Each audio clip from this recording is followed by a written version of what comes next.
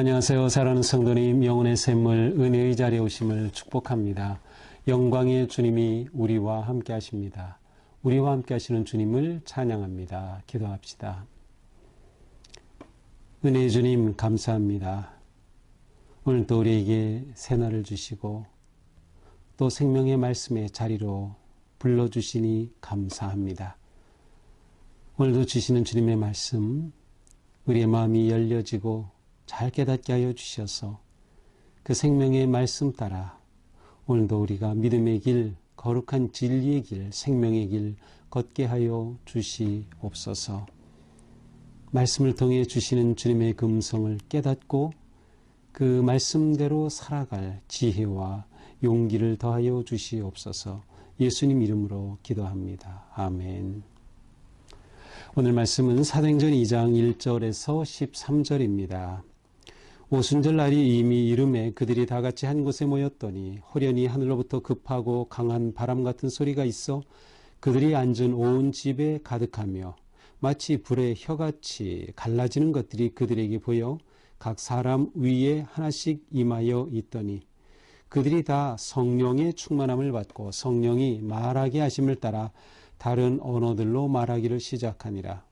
그때에 경건한 유대인들이 천하 각국으로부터 와서 예루살렘에 머물러 있더니 이 소리가 나매 큰 무리가 모여 각각 자기의 방언으로 제자들이 말하는 것을 듣고 소동하여 다 놀라 신기하게 여겨 이르되 보라, 이 말하는 사람들이 다 갈릴리 사람이 아니냐.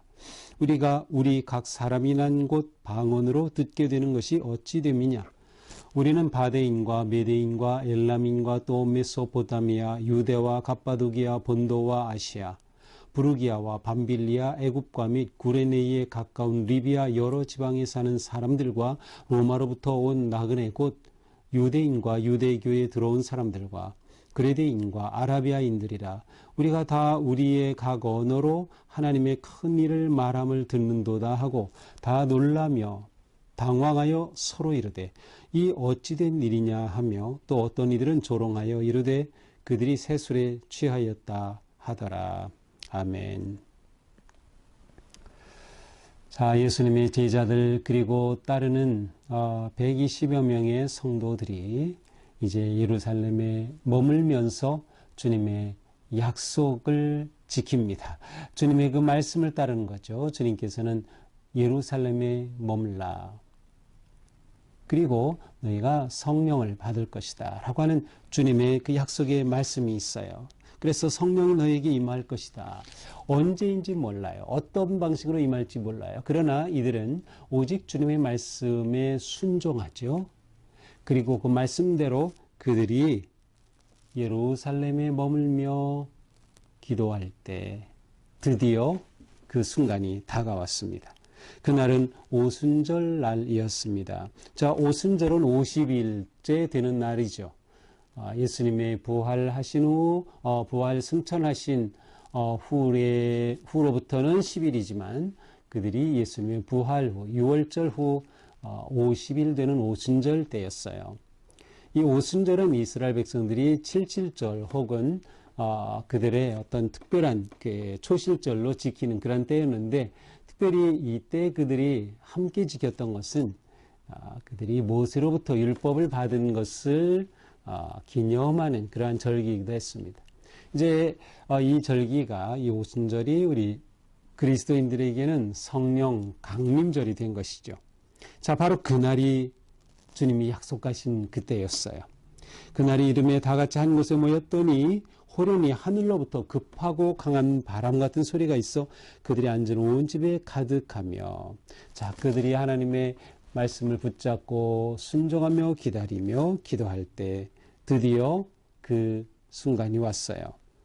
그때는 하늘로부터 급하고 강한 바람 같은 소리, 그리고 3절에서는 불의 혀처럼 갈라지는 것. 자, 여기에 나오는 이러한 모습들, 어떤 강한 그러한 소리, 그리고 불의 혀, 이러한 것들은 하나님의 임재, 아니면 하나님의 그 어떤 그 현현을 나타내는 그러한 상징적인 단어이기도 하죠. 자, 이것은 또한 이 날에 어떤 어떤 하나님의 그 성령님의 임하심의 어떤 증거와 현상으로도 나타났습니다.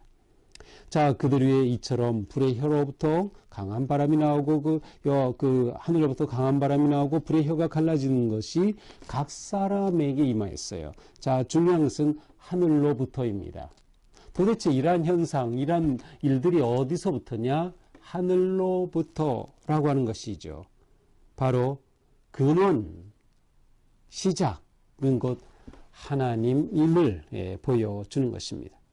또 놀라운 일들은 그들이 각각 성령의 충만함을 받고 다른 언어로 말하기 시작하는 겁니다.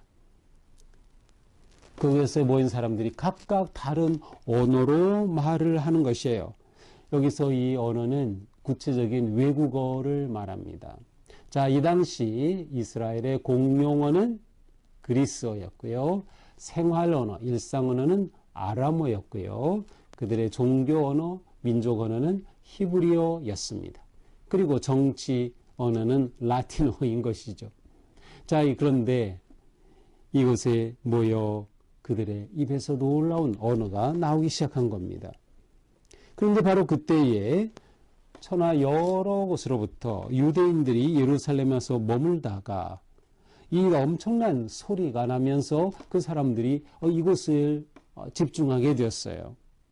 그러면서 와서 보니까 예수님의 제자들, 그들이 방언을 하는 것을 보게 된 겁니다.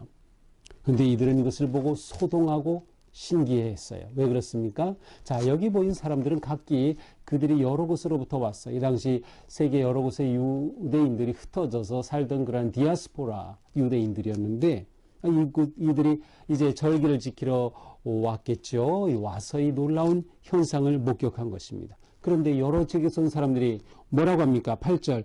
각 사람이 난곳 방언으로 듣게 됨이 어찌미냐. 자기들의 언어로 듣게 된 겁니다. 비록 유대인이지만 디아스포라 유대인 다른 지역에서 부모들이 이주해서 살면서 그곳에서 태어나고 그러니까는 이 공용어가 아니라 그들의 지역의 언어에 익숙한 사람들이에요. 그러면서 그 뒤에는 15개의 국가들이 지역이 언급되고 있어요.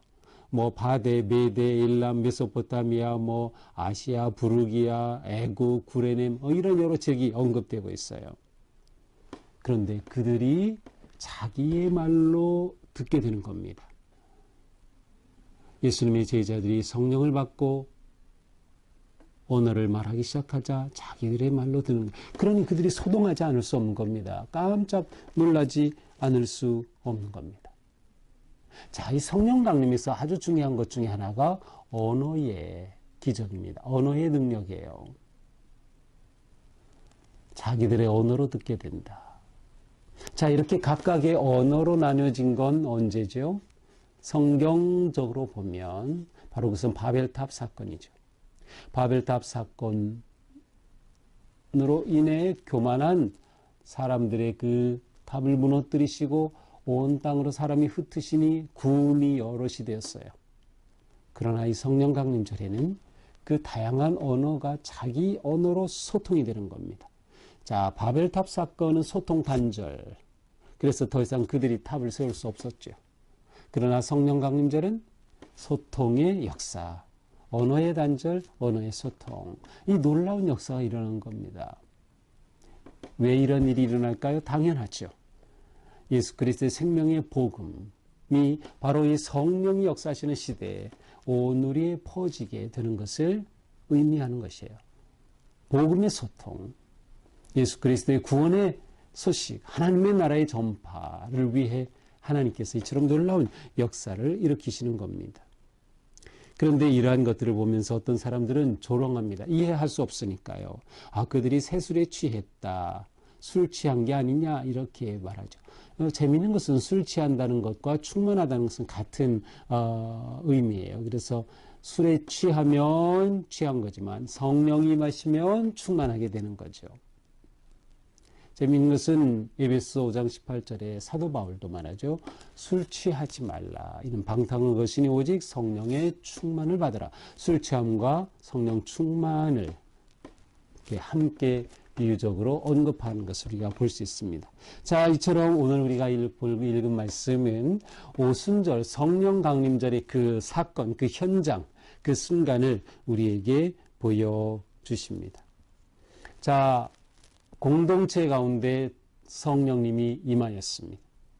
성령이 임하심으로 성령 충만의 역사, 성령이 오신 놀라운 역사가 일어난 것이죠. 이렇게 성령 충만한 그 자리에 놀라운 하나님의 영광이 드러나죠.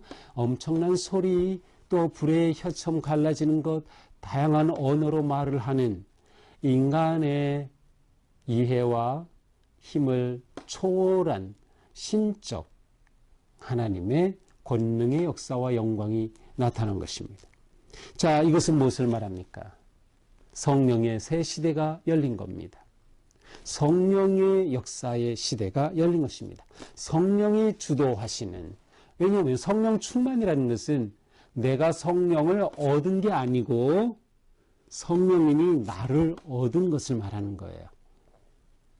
성령 충만하면 내 안에 성령이 오셔서 내가 성령을 딱 가지고 있는 것처럼 이미지를 가지고 쉬운데 정반대입니다. 성령 충만은 성령님이 나를 잡으신 거예요. 나를 통제하시고 나를 주장하시고 나를 컨트롤하시는 거죠. 내가 그렇게 온전히 성령님께 맡겨질 때 그것이 성령 충만이에요. 바로 이 성령 충만의 역사가 일어난 것이죠. 자, 이렇게 성령 충만한 이들에게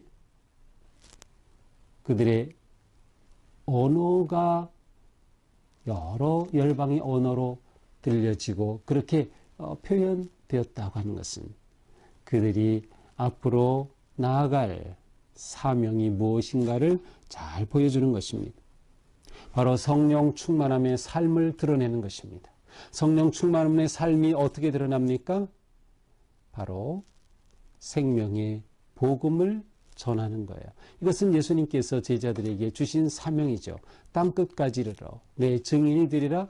오직 성령이 너에게 임하시면, 바로 그 성령이 임하셨기에 이제 그들에게는 이 사명이 주어진 것입니다. 그래서 언어의 소통에 은혜가 일어나게 된 것이죠. 이제 그들은 성령님이 이끄심을 따라가야 합니다. 그렇게 이끄심을 따라가게 될 때 그들의 삶의 방식이 다르고 그들의 생각과 가치관이 달라지게 되는 것이죠. 성령님이 이끄시는 삶으로 바뀌어지게 되는 것입니다. 그들은 그 삶 속에서 복음을 소통하며 생명의 복음을 전하는 그러한 거룩하고 위대한 전도자로 살아가게 될 것입니다. 그것이 성령 충만의 이유이기 때문이죠. 우리도 마찬가지. 우리도 믿음의 삶을 살아갈 때 내 힘, 내 능력, 내 지혜, 내 경험이 아니라 오직 성령의 임하심 가운데, 성령 충만하신 가운데 성령이 나를 잡으셔서 사역을 하는 것이고 섬기는 것이고 전도하는 것이고 일상을 살아가는 것이죠.